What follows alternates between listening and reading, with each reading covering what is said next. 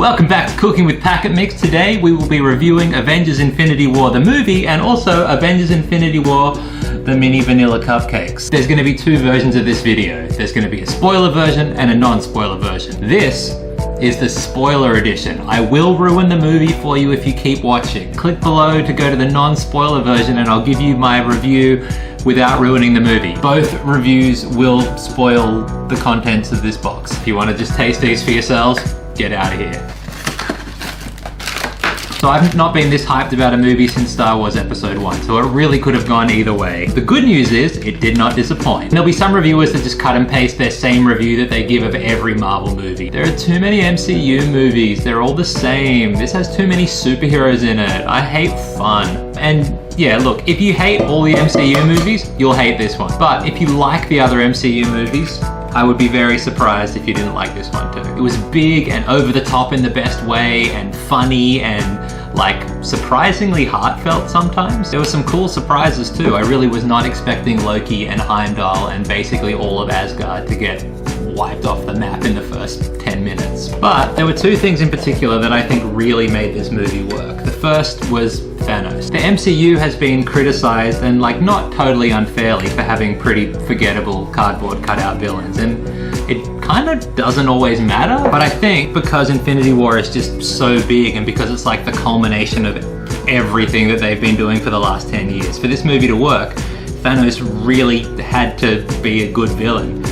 And he was. He was cool and intimidating, but what really made him work was that he had an actual motivation beyond just like, I want to be powerful and rule the universe just because. I thought all the stuff with Thanos and Gamora was really great. I mean, yeah, as soon as they got to the cliff, I kind of picked what was going to happen, but it happened. And for like the first time in a long time in the MCU, we've had a villain who was really like kind of humanized. Even though Thanos is obviously wrong, he thinks he's right, and you can kind of see his point. I mean, don't get me wrong, I'm not on board with wiping out half the universe, but you can see why he thinks it's a good idea, and I think that is what makes a compelling villain. From his point of view, Thanos is the hero of the story, and it really is his story. He's the thread that ties it all together, and there needed to be one. With a cast of characters this big, you needed something that was a through line, and I think it was really smart to make Thanos and trying to collect the Infinity Stones be that thing.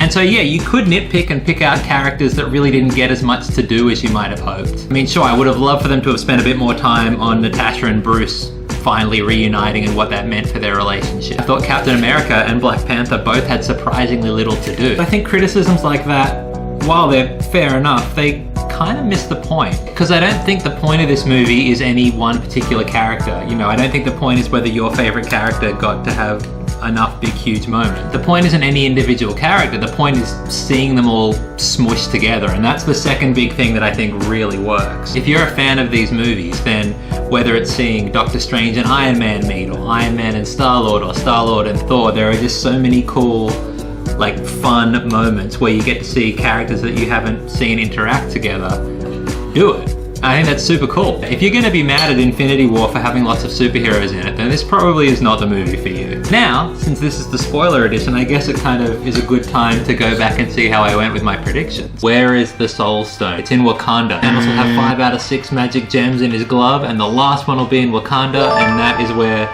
the big showdown will take place. This movie is going to end with the Avengers kind of losing. I think Thanos might actually get to do his whole click your fingers and half the universe disappears thing. Totally safe because they're the future of the franchise and whatever. Black Panther, Black Widow, Spider-Man, Doctor Strange, all the Guardians of the Galaxy. I think Hulk could potentially die, or I think Captain America is gonna die. I think heaps of people might die, but then not actually stay dead.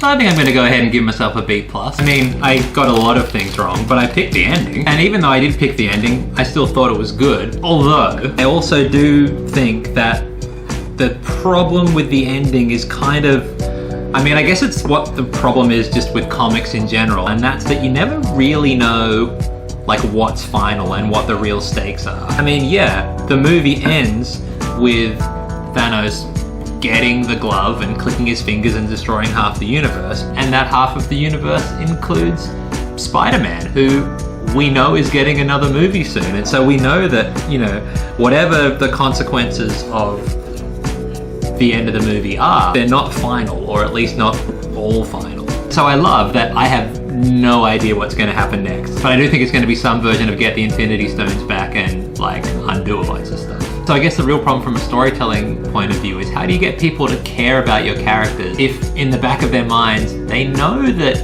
you can just like pull out another magic gem and undo it all. Oof, sun's getting real low. Cupcake update. There's not really enough cupcake mix to fill up the cupcakes. Look at that, I'm 3/4 full. So anyway, I guess that's my big question.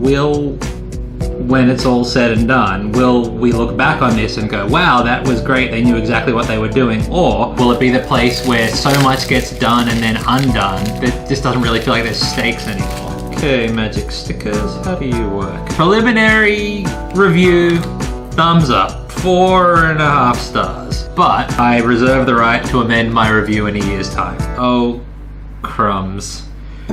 I've made an error. I've run out of icing. Maybe if I tip a little bit of that on there. People criticize Infinity War for having too much of everything. I criticize these cupcakes for having not enough of everything. There is a #1 Baker Award on the side of this box, and I was gonna cut it out and give it to myself, but I just do not think that I have earned that honor today. Avengers Infinity War the movie, 4.5 stars. Avengers Infinity War the cupcakes, 2 stars. But I'm gonna bump it up to 3 because some of this is clearly my fault.